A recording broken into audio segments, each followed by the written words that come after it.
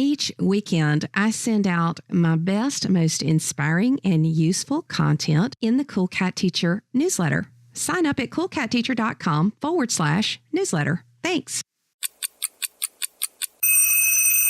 Why Playful Learning Works, episode 449. The 10-Minute Teacher Podcast with Vicki Davis. Every weekday, you'll learn powerful, practical ways to be a more remarkable teacher today. So today we're talking with Professor David M. Gann, who is a professor of innovation and technology management at Imperial College. And we're going to talk a little bit today, David, about your book and also how we can learn through play. So how do we learn through play? Well, that's a great question. Everyone who is involved in education or is a parent will know that children often learn very quickly when they're playing. So the first thing is that we've all done it. We've all been children. We've all learned the hard way through playing and learning what hurts and what doesn't. I think, unfortunately, in most parts of the world, our education system then starts to structure life in a way that play takes place in the playground and other stuff takes place in the classroom. And so our book is really about how we can mix the two back together again, because the natural disposition in one form of learning is to learn by playing. Perhaps I'll say a bit more about that in a moment. Sure. So how do we put it back together? What does that look like?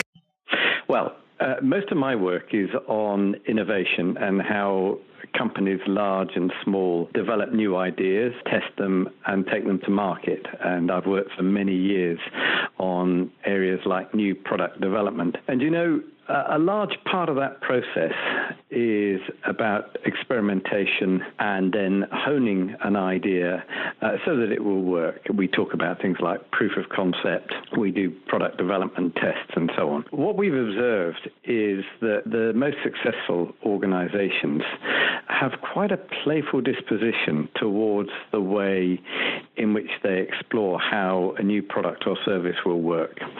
And we've tried to capture the essence of that. So, David, why did you write the book? 35 years studying innovation and helping businesses innovate. Part of that process has been observing how they experiment and explore, and that's a playful process. One of the motivations for our book was that there's a lot of uncertainty in business and in life in general these days, and we were interested in what sort of people were able to thrive in uncertain times. And we worked with a lot of entrepreneurs, and we found that they had a very good way of dealing with uncertainty. And part of that was the way in which they played with options in the future. And that's why we called it the Playful Entrepreneur. And AI and these sort of crosswinds that are coming across the workplace are part of that uncertainty. So the book uncovers how entrepreneurs have learned through testing themselves and exploring and experimenting with options in uncertain circumstances. And I think from a teaching point of view, it's very important because we need to encourage that exploratory nature in children and in young adults and help them navigate their own futures in uncertain environments.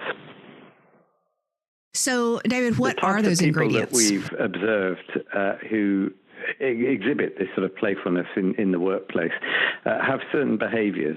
And one of them, of course, is an ambition. And these days we find their ambition is to, of course, be successful. Entrepreneurs very often want to make money. But particularly amongst the younger generation that we've spoken with, we find that they also want to do more than that. They want to have social purpose. Certainly in the UK and across Europe and in other parts of the world, we see younger generations now setting up social enterprises. That ambition is part of the driver that gives them the motivation to explore and experiment and to learn through playing. Yeah, so there's research on this millennial generation and even younger. And, you know, I talk about in the classroom that we don't want to have wastebasket work because this generation wants to have meaning. I think it's in the DNA of this generation to want to make a difference. And you think that's part of a playful attitude? I think it is, because you've got to have some motivation there. And then you've got to be searching. You've got to have that motivation to want to learn. You know, that natural process of play is part of your own makeup in each individual case as to how people learn. Vicki, you know what? The other side side of this is that, everyone's going to come up against speed bumps. They're going to come up against difficulties and uncertainties. And another attribute is you need the fortitude and resilience to move beyond those things. And, when you hit a roadblock, you need to be able to navigate. And how do you do that? Well, you learn about what's confronting you. You have to play with the options that you have at hand and then navigate around it, find new ways. That's the essence of being an innovator, actually. And all of those little feedback loops that happen are part of the learning process and part of how in your mind's eye, you're playing with options and solutions. So two things go hand in hand: having ambition to do something great and having the fortitude to get through the things that come across your path that try and stop you doing it. You've mentioned AI relating to playful learning and having a successful business that's playful and a successful classroom that's playful. How on earth is artificial intelligence related to all of this? There's a lot of people who are fearful of it, quite rightly, I think, because we don't understand the full impact yet, and probably not over the next 10 years of what we can do with machine learning and AI. But then on the other side, it can be your friend. It can be a very helpful assistant. In my view, the best use of AI is when the people stay in control and understand it, and then use it to assist.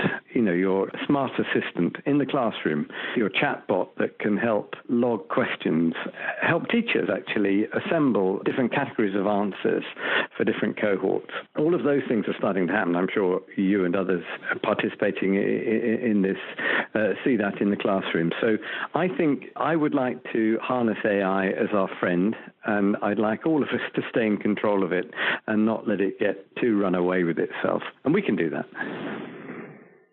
So, David, as we finish up, apply all of this to the K-12 classroom. What if you apply what your research has shown in successful businesses, what would you say that would apply to have a successful classroom? Is how do we apply all of this to the K-12 classroom? And, one thing's absolutely certain, that our children and young adults of today are phenomenally smart at adopting and being on the front foot with new technology.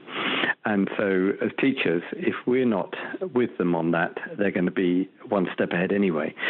We have to create environments where they deploy technology in the right sort of learning networks, and we need to allow them to experiment safely, and we need to allow them to play with it. And I think teachers have to be more playful to allow that to happen. And take that back to learning. That means that we, through our adult life as teachers and educators, need to continue to play with the tools that we use, the AI, the digital tools, the spaces that we use in classrooms, in order to provide the best service and the best quality education. Excellent. So educators, we need to play as we learn. As you know, we want to innovate like a turtle, which is slow forward progress. And as we do that, sometimes we want to play, or what I call sandbox. So thank you, David. Did you know that every week I share some inspiring thoughts that I don't share anywhere else, just in the Cool Cat Teacher newsletter? So I hope you'll check it out and tell your friends to subscribe at coolcatteacher.com/newsletter. And of course, it's free. Thank you for listening to the 10-Minute Teacher Podcast. You can download the show notes and see the archive at coolcatteacher.com/podcast. Never stop learning.